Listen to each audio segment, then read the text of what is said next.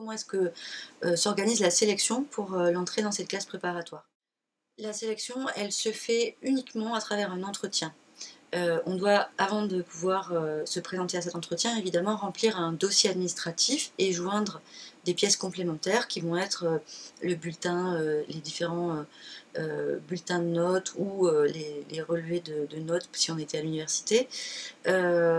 On joint également une documentation qui permet d'avoir un peu une image des travaux, des recherches personnelles que vous faites à titre individuel et des renseignements qui sont très simples et administratifs et qui nous permettent de plus globalement resituer votre parcours et puis votre motivation que vous pouvez expliquer à travers une lettre de motivation, une simple page A4 suffit pour nous donner un peu les idées principales qui motivent votre rencontre avec le jury.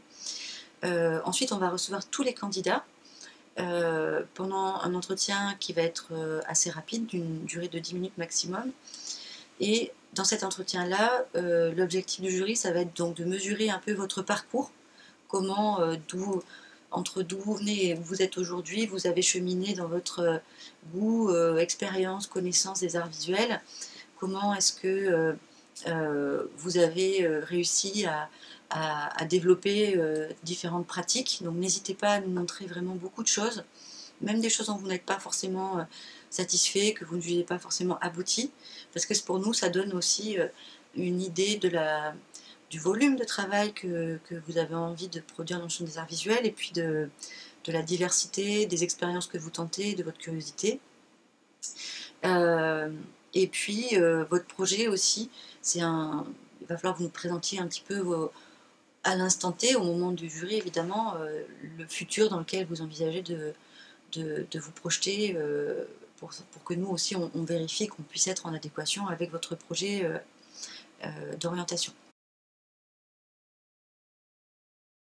Alors nous, notre rôle à l'administration, c'est d'accueillir évidemment les étudiants, de les guider dans les démarches administratives. Les élèves avec nous ont un statut d'étudiant, c'est-à-dire qu'ils peuvent bénéficier donc des services du Crous, à savoir la bourse, le logement, l'aide sociale et le restaurant universitaire s'ils veulent, en sachant qu'ils ont quand même à disposition ici, là-haut, une petite cuisine pour le midi s'ils veulent se faire à manger.